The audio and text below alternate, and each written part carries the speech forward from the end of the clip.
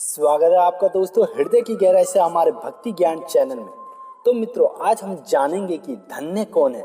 तो बने रहिए हमारे साथ इस वीडियो के अंत तक। एक बार भगवान श्री कृष्ण हस्तिनापुर से दुर्योधन के यज्ञ से निवृत्त होकर द्वारका लौटे थे। युद्ध कुल की लक्ष्मी उस समय इंद्रिय लक्ष्मी को भी मात कर रही थी। सागर के मध्य स्थित श्री द्वारकापुरी की छठा अमरावती की शोभा को भी तिरस्कृत कर रही थी। इंद्र इससे मन ही मन लज्जित तथा अपनी राज्य लक्ष्मी से देश सा करने लग गए थे।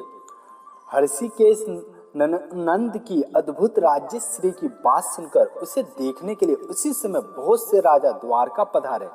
इनमें कौरव पांडवों के साथ पांडवे, चोल, कलिंग, ब्राह्मिक, द्रविड़, खश आदि अनेक देशों के राजा महाराजा भी सम्मिलित थे। इन सभी राजा महाराजाओं के साथ भगवान श्री कृष्ण सुधामार सभा में श्रवण सिंहासन पर विराजमान थे। अन्य राजा महाराजगण भी चित्र विचित्र आसनों पर यथा स्थान चारों ओर से उन्हें घेरे बैठे थे। उस समय वहां की शोभा बड़ी ही विलक्षण थी। ऐसा लगता था मानो देवताओं तथा असुरों के बीच साक्षात प्रजापति ब्रह्मा जी विराज रहे हों। इसी समय मेघानंद के समान तीव्र वायु का नाद हुआ और बड़े जोरों की हवा चली। ऐसा लगता है कि अब भारी वर्षा होने की है और दुराधीन सा दिखने लग गया था। पर लोगों को बड़ा आश्चर्य हुआ जबकि इस तुमुल द्रव्यना का भेदन करने उसी समय साक्षात देव ऋषि नारद निकल पड़े। वे ठीक अग्नि शिखा के सदृश नरेंद्रों के बीच सीधे उतर पड़े। नारद जी को पृथ्वी पर उतरते ही वे दुराधीन वायु मेघादिक का आडंबर समाप्त हो गया। समुद्र सदार्थ निरपा मंडलों के बीच उतरकर देव ऋषि सिंहासनी श्री कृष्ण जी और मुख करके कहा, पुरुषोत्तम देवताओं के बीच आप ही परम आश्चर्य तथा धन्य है। इसे सुनकर प्रभु ने कहा, हाँ, मैं दक्षिणाओं के साथ आश्चर्य और धन्य हूँ। इस पर देव ऋषि ने कहा, प्रभु, मेरी बात का उत्तर मिल गया, अब मैं जाता हूँ। श्री नारद को चलते देख राजाओं को बड़ा आश्चर्य हुआ। वे कुछ भी समझ ना सके कि बात क्या है। उन्होंने भगवान श्री कृष्ण से पूछा, प्रभु, हम लोग इस दिव्य तत्वों को कुछ जान ना पाए। यदि गोपनीय ना हो तो इसका रहस्य हमें समझाने की कृपा करें। इस पर भगवान ने कहा, आप लोग धैर्य रखें, इसे स्वयं नारद जी ही सुना रहे हैं। यूं कहकर उन्होंने देव ऋषि को इस राजाओं के सामने स्पष्ट करने के लिए कहा।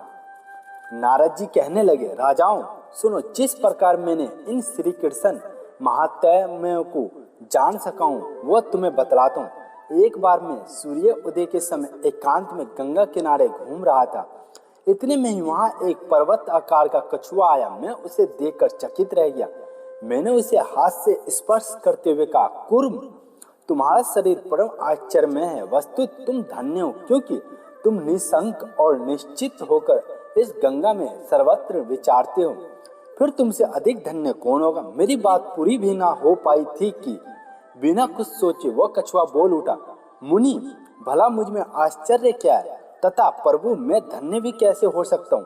धन्य तो हैं ये देव नदी गंगा, जो मुझ जैसे हजारों कछुए तथा मकर नक्र जैसा दिसकुल जीवों की आश्रयभूत शरणदायिनी है। मेरे जैसे असंख्य जीव इनमें भरे हुए हैं तथा विचारते हैं। भला इनसे अधिक आश्चर्य तथा धन्य और कौन है।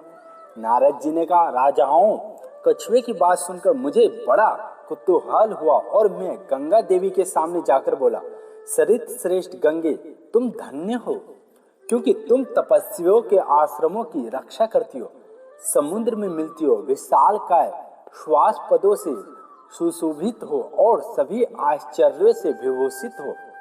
इस पर गंगा तुरंत बोल उठी, नहीं नहीं देव ऋषि, कल हाप प्रिय नारद, मैं क्या आश्चर्य विभूषित या धन्य हूँ। इस लोक में सर्वोच्च कर परम धन्य तो समुद्र ही है, जिसमें मुझ जैसी सैकड़ों बड़ी बड़ी नदियां मिलती है। इस पर मैंने सब समुद्रों के पास जाकर उसकी ऐसी प्रशंसा की तो वे जल तलों को फाड़ता हुआ ऊपर उठा और बोला, मुनि, मैं कोई धन्य नहीं, धन्य तो है ये वसुंधरा, जिसने मुझ जैसे कई समुद्रों को धारण कर रखा है, और वस्तुत सभी आश्चर्यों की निवास भूमि भी यही भूमि है। समुद्र के वचनों को सुनकर मैंने पृथ्वी से कहा, देहधारियों की योनि पृथ्वी तुम धन्य हो, शोभ ने तुम समस्त आश्चर्यों की निवास भूमि हो। इस पर वसुंधरा चमक उठी और बड़ी तेजस्वी बोल गई, अरे संग्राम कलह हारे फिर नारद, मैं धन्य वन्य कुछ नहीं हूँ। धन्य तो है ये पर्वत जो मुझे भी धारण करने के कारण भूधर कहे जाते हैं, और सभी प्रकार के आश्चर्य को निवास स्थल भी यही है। मैं पृथ्वी के वचनों से पर्वतों के पास उपस्थित हुआ और कहा कि वास्तव में आप लोग बड़े आश्चर्य में दिख पड़ते हैं। सभी श्रेष्ठ रत्न और सूर्यवन आदि धातुओं के शाश्वत आकार भी आप ही हैं, अतः आप लोग धन्य। पर पर्वत ने भी कहा, ब्रह्मा ऋषि हम लोग धन्य नहीं है, धन्य है प्रजापति ब्रह्मा। वे सर्व आश्चर्य में जगत के निर्माता होने के कारण आश्चर्यभूत भी हैं। अब मैं ब्रह्मा जी के पास पहुंचा और उनकी स्तुति करने लगा, भगवान एकमात्र आप ही धन्य हैं, आप ही आश्चर्य में हैं। सभी देव दानव आपकी ही उपासना करते हैं, आपसे ही सृष्टि उत्पन्न होती है, अतएव आपके तुल्य धन्य कौन हो सकता है। इस पर ब्रह्मा जी बोले, नारद ये धन्य आश्चर्य आदि शब्दों से तुम मेरी क्यों स्तुति कर रहे हो। धन्य और आश्चर्य तो ये वेद है जिनसे यज्ञों का अनुष्ठान तथा विश्व का संरक्षण होता है। जब मैं वेदों के पास जाकर उनकी प्रशंसा करने लगा तो उन्होंने यज्ञों को धन्य कहा। तब मैं यज्ञों की स्तुति करने लगा। इस पर यज्ञों ने मुझे बतलाया कि हम धन्य नहीं है, विष्णु धन्य है, वे ही हम लोगों की अंतिम गति है। सभी योगों के द्वारा वे ही आराध्य हैं। उसके बाद मैं विष्णु की गति की खोजने में यहाँ आया हूँ और आप राजाओं के मध्य श्री कृष्ण के रूप में इन्हें देखा। जब मैंने इन्हें धन्य कहा तब इन्होंने अपने को दक्षिणाओं के साथ धन्य बतलाया। दक्षिणाओं के साथ भगवान विष्णु समस्त योगों की गति में यही मेरा प्रश्न सम्माहित हुआ और इतने से ही मेरा कुतूहल भी निवृत्त हो गया। अतः मैं अब जा रहा हूँ। यूं कहकर देव ऋषि नारद चले गए। इस रहस्य तथा संवादाओं को सुनकर राजा लोग भी बड़े विस्मित हुए और सबने एकमात्र प्रभु की धन्यवाद आश्चर्य एवं सर्वोत्तम प्रशंसा का पात्र माना। तो मित्रों, हमने जाना कि सबसे अधिक धन्य कौन है। तो मित्रों, यदि आपको ये कहानी अच्छी लगी हो तो लाइक और शेयर करना ना भूले।